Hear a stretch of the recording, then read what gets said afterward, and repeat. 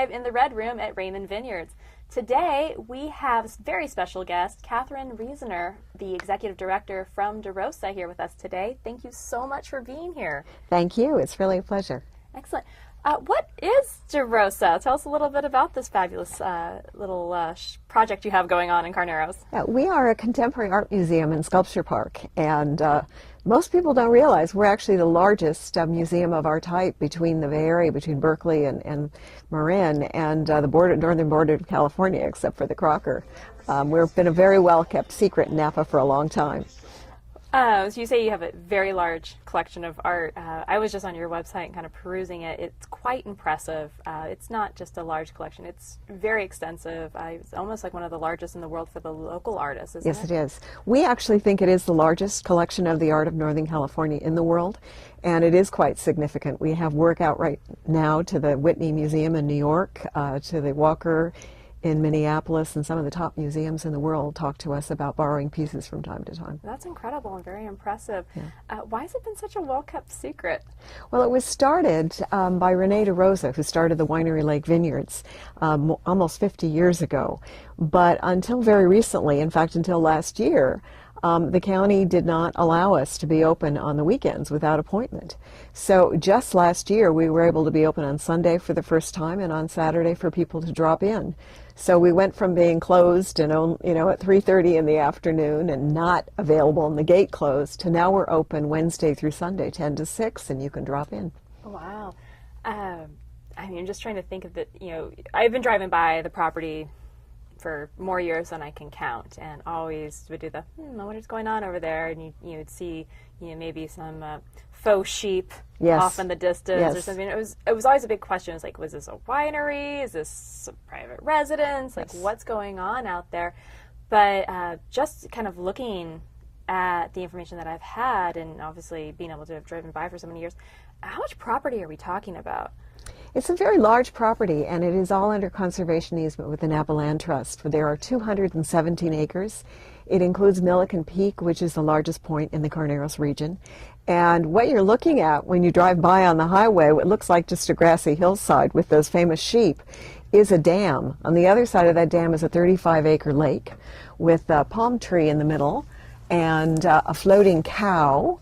And along that lake is our front gatehouse gallery. But we have 2,000 pieces of art, and including 200 outdoor sculptures, and 20 peacocks and a car hanging from a tree. So you could kind of say it's a sanctuary for free-range art. You bet. You bet. Yeah. So obviously guests can now visit. They don't need to necessarily call to make an appointment, which is, probably just opened up your world tremendously. But because it hasn't been so well known, and I guess I'm sure a lot of people have become accustomed to that's just something going on over there that we don't know about and keep driving. How do guests come to visit? Do you have any special tours or guest options when they do arrive? Yeah, you can go to our website, which is www.dirosaart.org, or if you just Google DiRosa, D-I-R-O-S-A, you find us. To see the whole property, you have to be on a tour because it is so large, and there is a one-lane road that leads through the vineyards. We're probably the only museum I know that has a quarter of a mile and a 35-acre lake between the entry gallery and the second gallery. And then there is a 3-story stone winery from the 19th century, one of the original ghost wineries, that the DiRosas turned into a residency that has 800 pieces of art. There's a sculpture meadow beyond that, and a picnic grove, and so forth and so on. It's quite extraordinary. Absolutely, and we were flipping through the pages of your book here. Breathtaking. Yeah. That's all it was just, that was it. I'm in love. I am very excited to hear that we can come out and visit, because I will definitely be doing that. But tell me a little bit about the art. You're saying it's mostly in Northern California. Where do you source most of your art and the local artists? Sure. The original collection was started by Renee DiRosa, who settled in the Carneros in 1960, but he started his art collection in Paris in the 50s and then in San Francisco during the whole Beat era. So the collection really spans 60 years. It starts in the 50s. He went to Davis, like a lot of people, to study viniculture because he was a writer. He was not a farmer. and happened on the Renaissance in the arts that was happening in Davis at the time. So the real heart of the collection is a lot of the funk artists from Davis, ceramic school, people like Bob Arneson, Richard Shaw, William Wiley, Bob Hudson, and others. And then it goes on up right to the present day.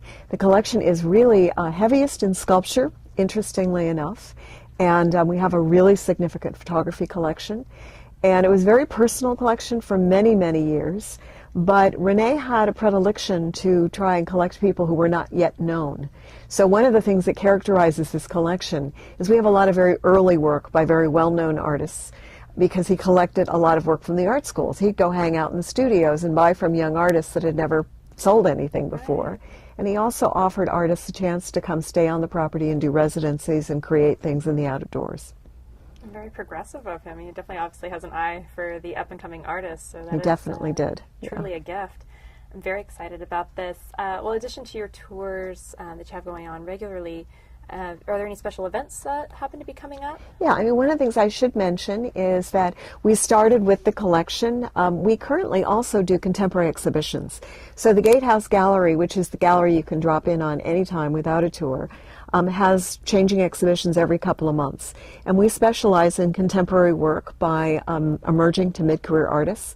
Sometimes you'll see work by people that you've never heard of or more established, well-known artists in the region. So we're a contemporary event space. We also have artist lectures. We have talks, panels, parties, all kinds of things going on. This Saturday night we have an opening party for the artist Linda Connor for a show called Between Two Worlds. Nice. And so this is Linda Connor's book here. We were flipping through these pages, and just absolutely gorgeous, stunning photography. We definitely, you want to check this out for sure. Just absolutely breathtaking. I know it's kind of hard to see, but just show really people. Incredible. Yeah, you can't. This Between Two Worlds is because there are two bodies of work in this exhibition. Linda is considered one of the most important figures in photography in Northern California. She studied with Ansel Adams and has really influenced generations of photographers. And the piece, the book that was just held up is a newer catalog that was published. She was commissioned by the Olson House, where Wyeth did a lot of his work. You've seen, everybody knows Christina's World, The Woman Crawling Up, to do a fresh look. And so this is all Linda's take on this very, very famous icon using a 4x5 camera. And she's been traveling for almost 40 years all over the world. And the other body of work that's we're sharing is from the Himalayas, from Ladakh and Tibet, and includes a lot of icons, temples, really aged stuff. But we're talking very, very large photos printed on silk, giant silk hangings, as well as 30 by 40 photographs. Really, really gorgeous body of work, worth coming by to see. Sounds absolutely stunning. I am so intrigued.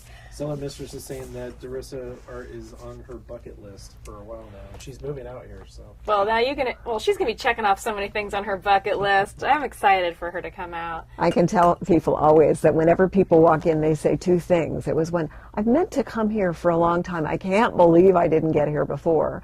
Or they walk in and they said, I had no idea. So one of our goals in life is to get to the point where everybody walks in and says, this is as wonderful as I heard, Absolutely. But nobody any longer says, I had no idea. Well, you're well on your way, and we are definitely glad to be sharing all the wonderful information that DiRosa has to offer. It is a gem, for sure. And it's a precious gift, I think, of the Napa Valley to have this right in our backyard. Yes.